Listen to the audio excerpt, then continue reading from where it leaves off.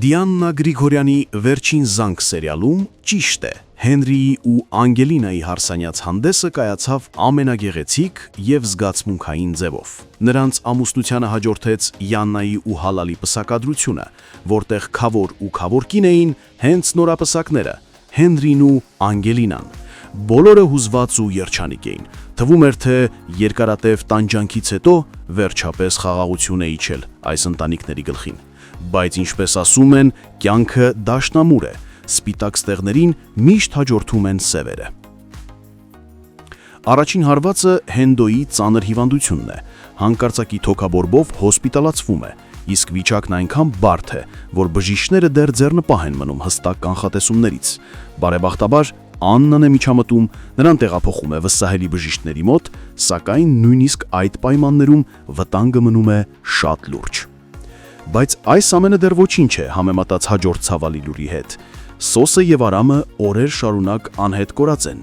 Նրանց առևանգում են բացառիկ ձևով, օրը ցերեկով, փողոցի մեջտեղում, բայց այնպես պրոֆեսիոնալ, որ ոչ ոք ոչինչ չի տեսնում։ Առաջինը առևանգվում է Արամը։ Նրա մեքենան գտնում են բաց վիճակում, հեռախոսը մեքենայում։ Արամից ոչ մի ուղերձ։ Մենին նկատելով այդ ամենը, անմիջապես զգում է սպառնալիքը, իսկ երբ քիչ անց կապն ընդհատվում է նաև Սոսի հետ, սկսվում է իսկական մղձավանջ։ Եվ սա հենց այն պահին, երբ Սոսը բացահայտում է իր կյանքի գլխավոր ճշմարտությունը, Արամը նրան ասում է, որ Միքայելը ժամանակին նորածին Անգելինային հանձնել է Ավագին ու Վիկտորիային, ինչը դառնում է ամենակարևոր փազլի վերջին կտորը։ Սոսը վերջապես հասկանում է, որ Անգելինան իր և Աննայի աղջիկն է։ Նա շտապում է Ավագի տուն, սկսում հարցաքննել նրան ու Վիկտորիային, բայց նրանք դասական ստի ու մանիպուլյացիայի ոճով ձևացնում են, որ չեն հասկանում, ժպտում են, սակայն Սոսի հայացքը այլևս խաբել հնարավոր չէ։ Ավագն ասում է, որ նման բան չկա, և Սոսից պահանջում է դուրս գալ իր տանից և Անգելինայի հարցով այլևս իրենց չանհանգստացնել։ Քիչ անց Սոսը հաղորդագրություն է ուղարկում Աննային, ասելով Անգելինայի մասին։ Իսկ այդ պահին Աննայի հեռախոսը Միքայելի մոտ է, և նա է ընթերցում նամակը, որտեղ Սոսը ասում է, որ Անգելինան իրենց աղջիկն է։ Միքայելը հետ է զանգում Սոսին Աննայի հեռախոսից և ասում է, որ հանգիստ թողնեն իր կնոջը, քանի որ իրենք հաշտվել են։ Սոսը հունից դուրս է գալիս և զղջում իր ուղարկած նամակի համար։ Վերադառնալով տուն, նա Լիլիթի հետ խոսում է Անգելինայի մասին, իսկ Լիլիթը ձևացնում է, որ իբր տեղյակ չէ եղել, որ Անգելինան Սոսի ու Աննայի դուստրն է։ Սոսը բնականաբար չի հավատում կինոջը։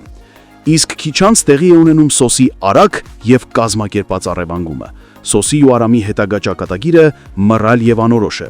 Կասկած չկա, այս դեպքի հետևում կանգնած են այն մարդիկ, ովքեր սպանել են Անտոն Զավենիչին և հիմա ցանկանում են ընդմիշտ լռեցնել Սոսին ու Արամին։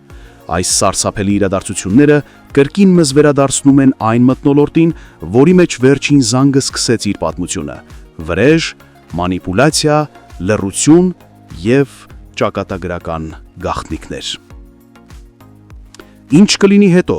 կփրկեն արդյոք Սոսին ու Արամին, կհանդիպեն արդյոք Աննան ու Սոսը մինչև ճշմարտությունը կվերածվի մի նոր դժբախտության։ Մնում է սպասել, որովհետև այս պատմության ամենածանր հարվածները դեռ առջևում են։ Հարգելի հետևորդներ, արդյոք Սոսը կամ Արամը կմահանան, գրեք մեկնաբանություն։ Առավոտյան արթնացել եմ 8-ին, գնացել եմ մազերի մեյքափի, հետո եկել եմ նկարահանման, առավոտից մինչև այս պահը ոչ մի րոպե կաբլուկներս չեմ հանել,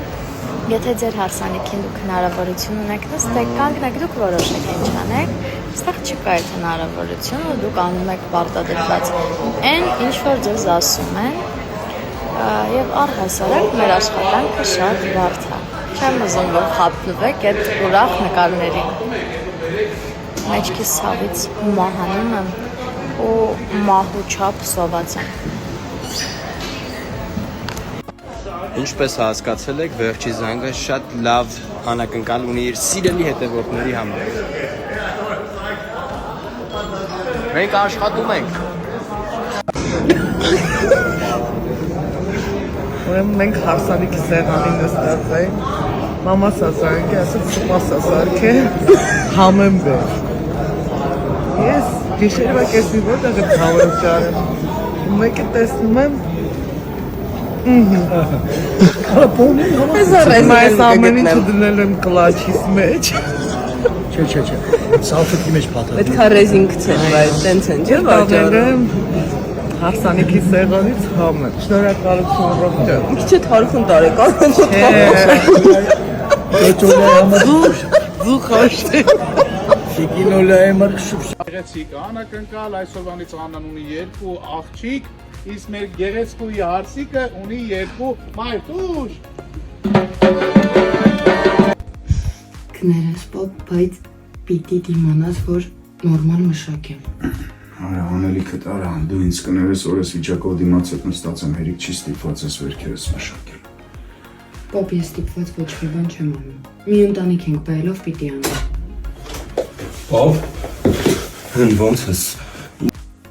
Հղի եք, ասեք հղի ենք, ես ինչ մի ներկայացում եք խաղում, իպր չգիտենք, հա ինչն է ձեր կտրուկ որոշումների պատճառը։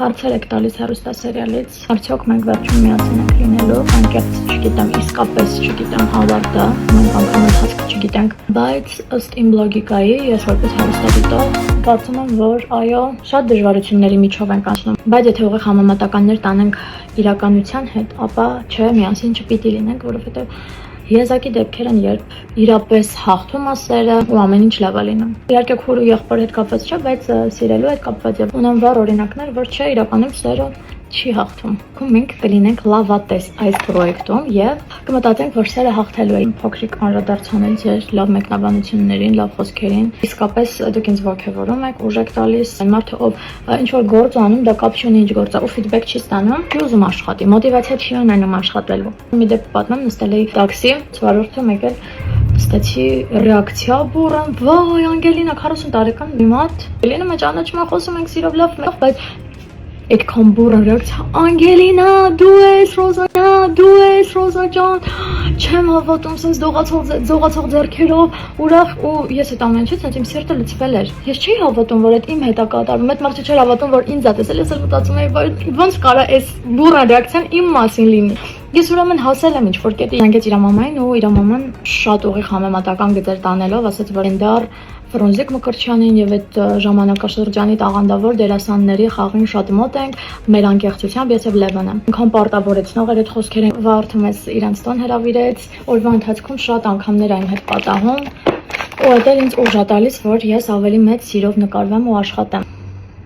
Երբ թե երբ ավարտվելու պրոյեկտը, նախնական տվյալներով ավարտվելու է դեկտեմբերին, եթե դեռ